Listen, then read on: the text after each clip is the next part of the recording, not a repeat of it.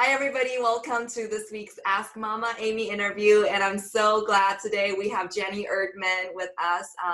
She's a financial advisor, and we have her today specifically because she's a CDFA, which is a certified divorce financial analyst. And this evening, we're having a estate planning webinar for single parents. So I think this is a perfect time for her to share with us about the financial tips for people who are going through divorce or contemplating divorce.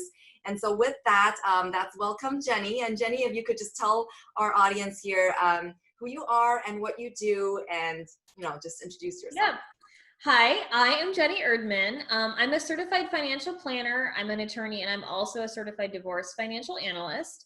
I own a financial planning business, Chisholm Financial Planning and Investments, and I would say about a third to half, depending on the caseload, of my clientele are specific to divorce, meaning we help them figure out and navigate the financial aspects related to their divorce and division of assets. And then the other half of our clientele are financial planning clients. And quite honestly, a lot of our divorce clients end up becoming ongoing long-term financial planning clients because that is the lens we do all our work looking in. So when we help clients navigate through the divorce, what we're really doing is we're looking to your future, and we're trying to figure out how to best strategically divide the assets in a way that's going to help you move forward the best way you can. And that's awesome. And I specifically invited Jenny here today because, I've talked to a lot of different financial advisors, and divorce is such a unique period of time in people's lives that it requires special skills and empathy and understanding, right? And you have to really understand. And so that's why we have her. And so tell us, Jenny, what is a certified divorce financial analyst? What kind of qualification did you have to go through to get this special certification? And how is that different from just a regular financial advisor? Yeah, of course.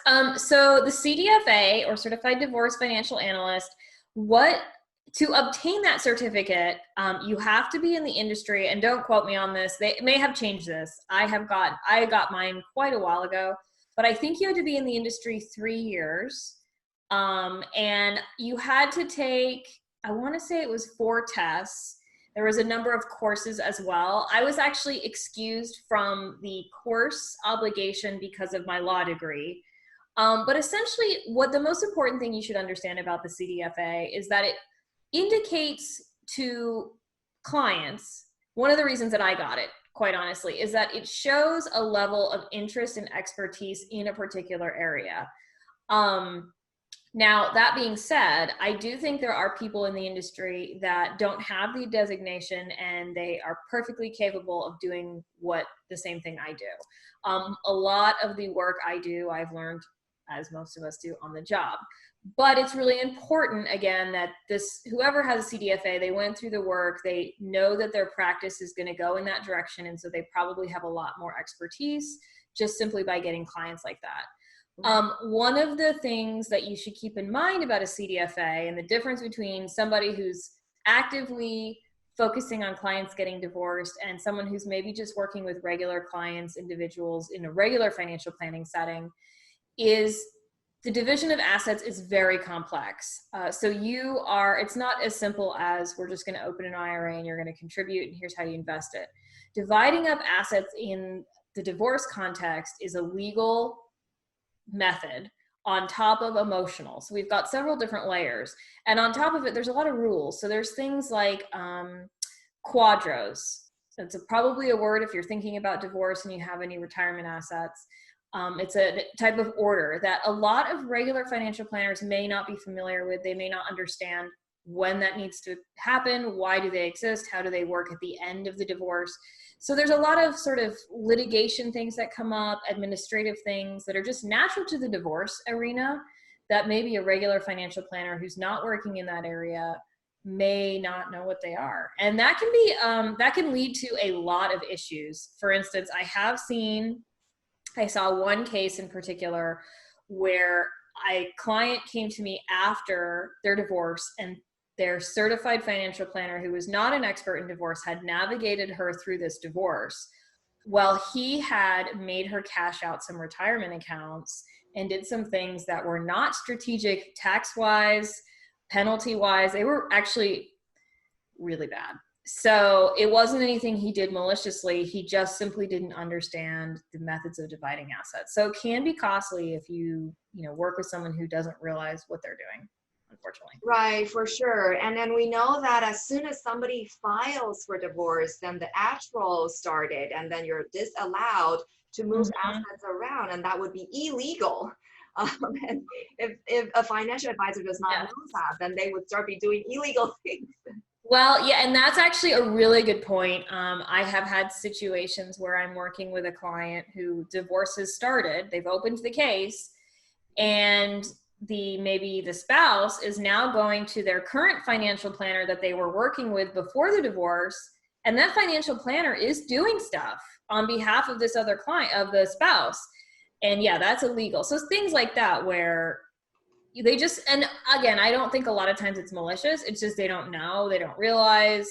So it is important that if you do have a financial planner, I will say this, if you have a financial planner you like, and you are going to go through divorce, you don't have to get rid of them. Maybe you just hire someone temporarily to help you navigate the division part.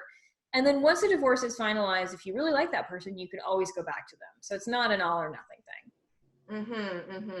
And if it's okay, let me ask you to share some personal stories. Like, how did you end up picking this area to work on, or like just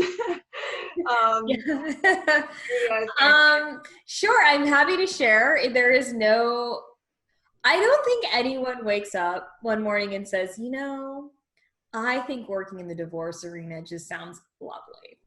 What truthfully really happened was I became a financial planner because when I graduated law school, it was 2009. There were no legal jobs. It was a really bad time. And so I went into financial planning. I kind of fell into that. And then as I was building my practice, I had some colleagues and friends that I went to law school with who were doing family law, who were in family law. And they would call me about financial things.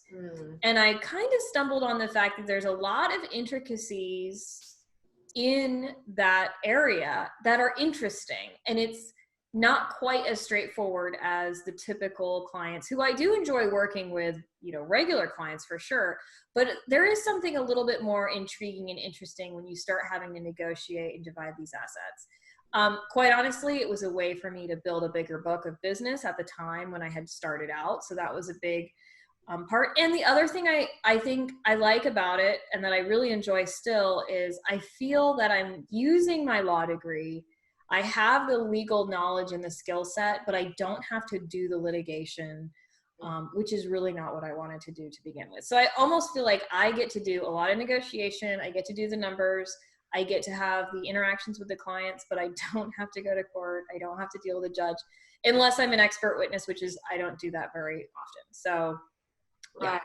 Yeah, that makes perfect sense. I totally hear you. You're in the best intersection of all the skills, all the knowledge you have. Exactly. And then when the judge or the case goes away they don't like, I get to be like, oh, that's too bad. When you're the lawyer, when you're actual counsel, that's not as fun. So that's, to be totally honest, and then I ended up liking it. And I'm one of those people that once I'm not going to do something I don't like or enjoy. So I ended up enjoying it. And so it just kind of went from there. That's awesome. So what are the major financial challenges that you've seen with people who are going through divorce or even after divorce, making it such that it's really important for them to think about it and to plan it? Yeah. Okay. So that's like, we could do a 10-week series on, but I was thinking about, cause you'd sent me some ideas of what we were going to discuss. And I was thinking about, there's really two things in divorce that make it challenging, or there's the cost. So there's the cost of the actual divorce, the litigation or mediation cost, however route you go. And I'm happy to talk about the different routes clients go. But there's also the financial cost to the household. And I think one of the biggest challenges I see constantly is this belief set that you can divide a household and continue on with your lifestyles. And even in San Diego, California, or Southern California, where there's quite a bit of clients that have very good living, once you divide a household up and you now have to sustain 2 households on the same income level, everyone's going to take a pay cut. And so oftentimes the spouse who's going to be paying potentially the support is very upset because he or she, it's more than they thought. Their life is now going to be cut. But then just as much, the spouse who may be receiving the support or child support, they didn't realize how, quote, little they were going to be getting, because it's just like, it's a mental challenge to think about that. So the first thing I always warn people about is this is a marathon. This is going to be expensive, and you're going to have to rebuild from here. Mm-hmm. But I also will be the first to say, for me, my freedom, there is no price of freedom. So in a lot of these situations, if I had to live in a cardboard box with my dog, now I don't have kids, so it's easy for me to say, but you know what I'm saying? A lot of times the pay cut may be worth it, but you just have to be realistic about it. There was something else. Oh, so the other aspect, the other issue, biggest issue besides the cost of not only the divorce, but also supporting 2 households now on the same income, is the emotional anger and negativity, which is going to be inevitable. But the first thing I always advise people is the marriage is over. Whether you want it or not, whether you're the spouse who is asking for it or doesn't want it, it's over. And the best thing you can do for you, and if you have children, is to decide what future you want and how it's going to look, and not spend your time trying to hurt the other person or get certain things that you think you're entitled to. And I don't mean that negatively. You might be. A lot of times you're dealing with someone that you don't like, and there's a reason you're getting divorced, and maybe they're terrible. But the best thing you can do for yourself is get out of this marriage as quickly and effectively as possible. And so don't spin your wheels. So that's the other thing. And I think that's the hardest piece when I work with clients, because, you know, it's really easy for me to say that. I'm not going through it, but you got to look at it from day one. The divorce is starting. Now we've got to focus on you, yourself, and I, and not how am I going to hurt this other person or get back at them. Yeah, and that's a really good point. And in fact, that portion of it is what drags on the lawsuit, which drags on the legal fees and makes it even more expensive, right? And it's only hurting you. I mean, it might hurt the other person, but the stress and the toll that it's taking is just not worth it. Mm-hmm. So what advice then would you give to people who have that kind of insight to want to end strong, looking at the results rather than being stuck in it and trying to get back to the other person? What advice would you give? How do we end the divorce strong and start a new life? Yeah, no, and that is the biggest thing that I try to instill in clients when they come to me is, let's not make this combative. Let us try to get through this divorce. I'm not a marriage therapist, right? So we're not going to try to be best friends with this spouse. But I think the best thing you can do is try to negotiate an equitable settlement that no parties feel is as good as they would like, but no parties feel that it's just terrible for them and it's totally unfair. So what I mean by that is the best way to end strong is to set aside your differences and start negotiating in good faith, and think about what do you think is going to be good for you, but also how can you frame that and make that good for the other person. And so, for instance, one example would be, I'm just trying to think, like the spousal support. Let's say that you're both working and you're both earning about the same, but your soon-to-be ex-spouse is earning slightly more, and you're mad at them and you want them to pay. You know, if it's not going to be a huge difference, it's things like maybe you say, okay, I'll waive spousal support in lieu and I'll get this other thing, right? There's horse trading that can be done that, you know, that maybe your soon-to-be ex-spouse will really appreciate that and come to the table in good faith. That's That's honestly the best thing you can do. Now, I know it's easier said than done. I have seen a lot of other spouses, some of my clients even, are complete crazy people. But that's not always the case. And one way to deal with crazy people is to try not to be crazy on the other side. So that's the best. It's when if you can go into your divorce saying, the divorce is happening, I'm going to be the best person I can be through this, that's probably going to be the best way to get through it. Right. And it's that level of altitude to be able to look at it. How can we handle this to the best of the situation? And you mentioned something, the mentality of wanting to get back to the other person, or like to want to make them pay. That kind of mentality is exactly what's causing it to be expensive. Exactly. The more that you want it to pay, the more your attorneys have to go back and forth, the more you have to come to me to reevaluate something. That's just hours and hours. And, you know, my hourly rate is probably 2/3 of the attorneys. So you're paying $600-700 an hour between the two of us to just churn away. So one of the things I always do with clients that come in the door, and this is something I'd recommend for clients that might be thinking, for people that are thinking of getting divorced, one of the best things you can do is get an outline of what does that look like. So what I mean by that is I get a lot of clients that come in and they're not sure, like, what happens to this? What happens to this asset, this and that?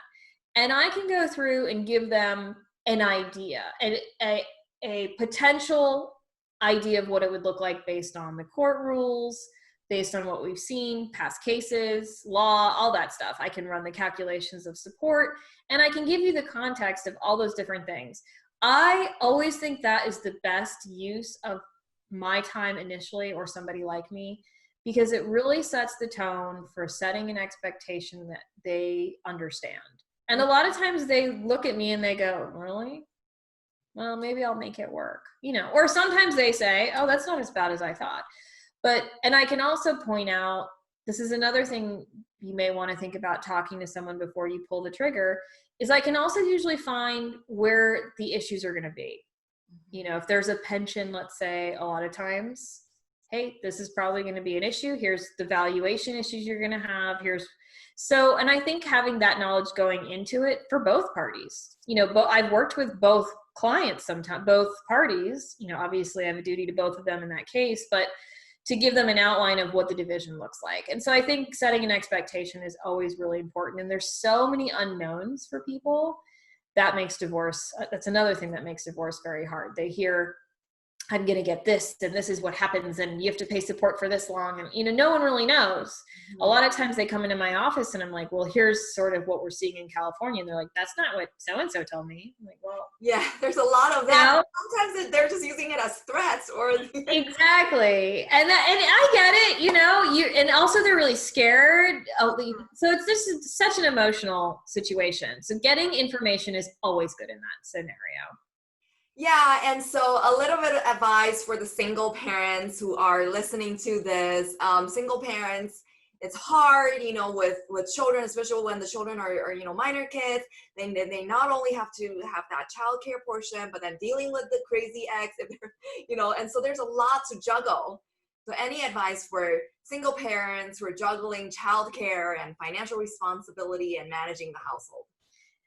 Yes, it's going to look very similar. So the best thing you can do if you're going through this divorce process is work with someone who can help you figure out what the end is going to look like and navigate towards that. So what I mean by that is you can make choices during your divorce that are going to greatly affect how stressed out you are about money. Now, obviously, there's some things you can't control. But let me give you an example. A very common one that comes in my door is a lot of times the mother, you know, she wants to stay in the home. Most of the time it's the female. It's not, you know, it can be the male as well. But she wants to stay in the house, and maybe she's been staying home with the children. And so they're working out a negotiation, and part of it, the husband agrees that he will give her the house or sell her the house for some other asset.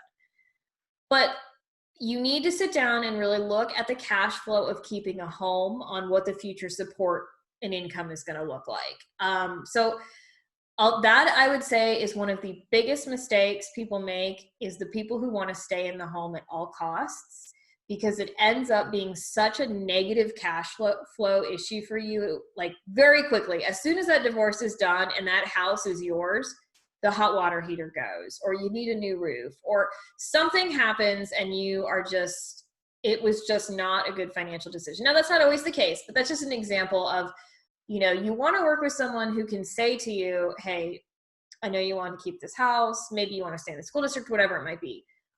I don't think that that's financially feasible. And here's why. And how can we make it so when you do get divorced and the income's coming into the home, you can afford to live and not out of a soup can. So that's one thing I would say, is while you're navigating the divorce, try to make strategic decisions on the assets that you're going to get. Another example of that would be, let's say you have retirement assets that you're going to be dividing, but you also have investment accounts that are not retirement assets. You know, depending on your situation, if you're in your 40s and you still have young children, you may want a bigger piece of the non-retirement assets, because you may need that money to supplement your lifestyle for some time until you can get back into the workforce, things like that. So there's all these types of things that you can think about before the divorce is over that you might be able to negotiate with your spouse that will put you in a better situation. Once the divorce is over, so there's, you know, setting yourself up during, let's say you've already done it and now you're in a certain situation. Maybe you didn't plan as well. Well, definitely go talk to someone, figure out how you can get back on your feet and navigating things. But the cash flow issue is a big one for single people once they're out, particularly the ones taking care of the children. It's really tough, very tough.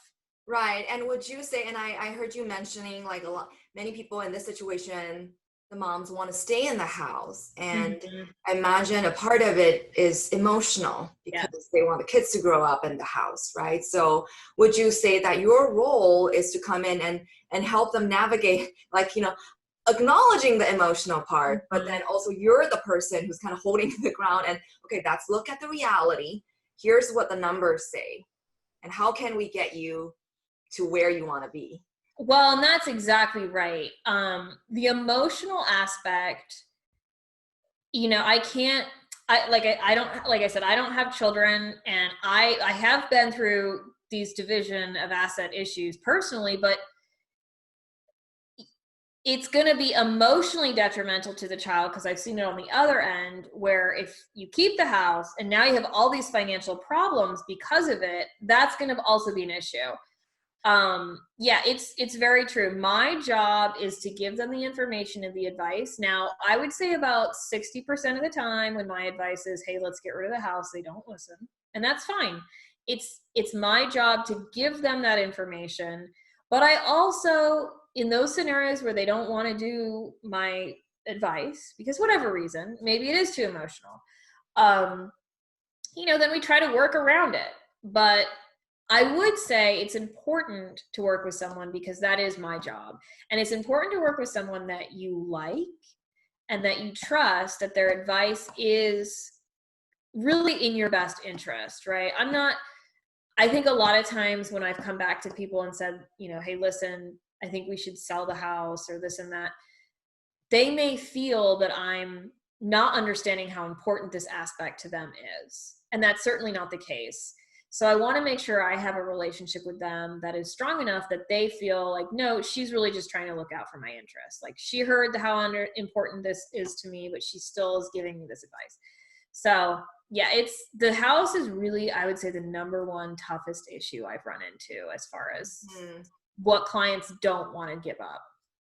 Right. Jenny, thank you so much. And I can attest to Jenny. I've referred several clients to her, and she's just done a fantastic job, especially thank you.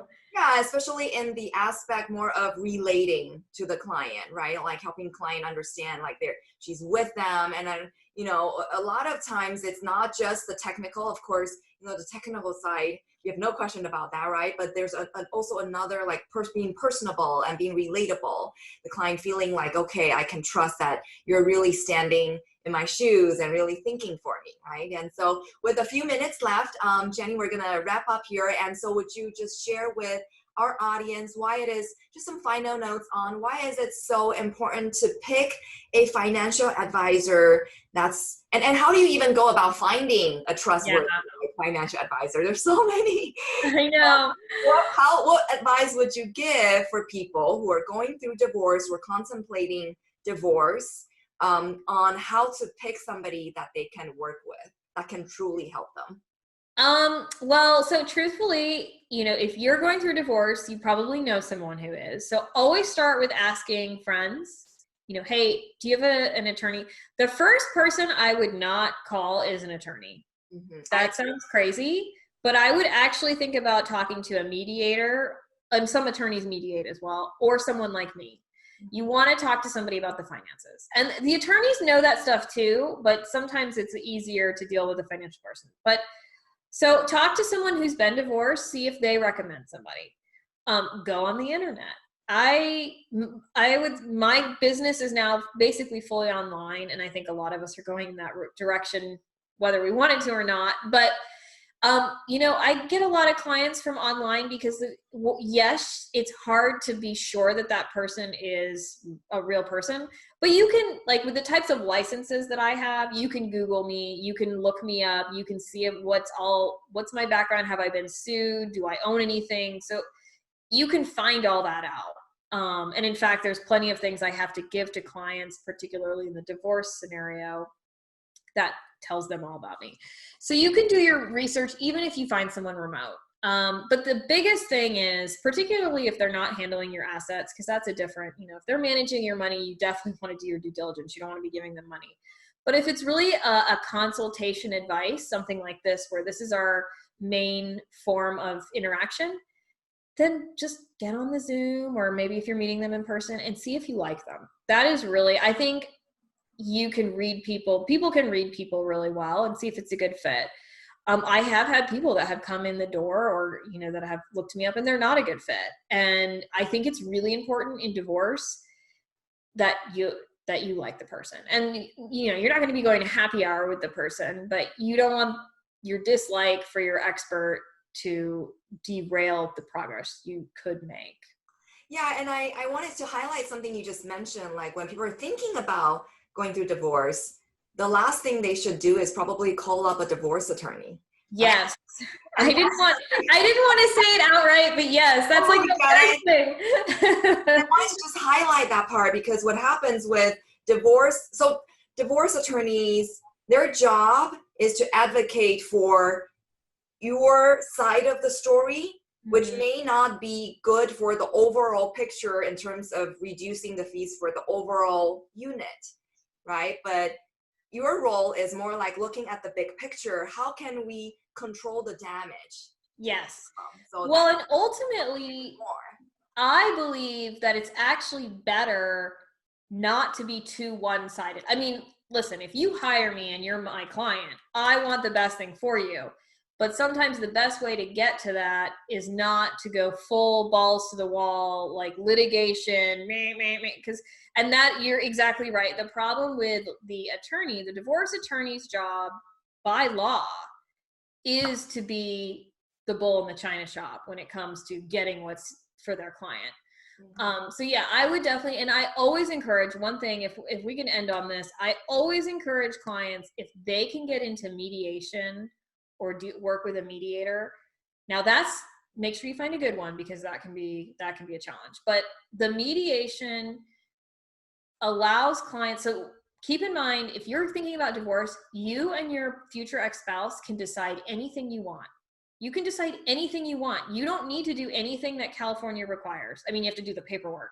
But if you want to do whatever you want to do, you can, as long as you both agree, because it's a contract between you two. And a lot of people don't understand that. So if you go to mediation, the mediation can help guide you as to what the parameters look like in the court system and give you an outline and a framework, but you can decide whatever you want. And I think if more people understood that, I think the divorces would look a lot better. But then you get what happens is you hire the attorneys, and then they're just talking to each other, and it's over. It's $40,000 just to start that whole process. Yeah, and that's $40,000 is minimum.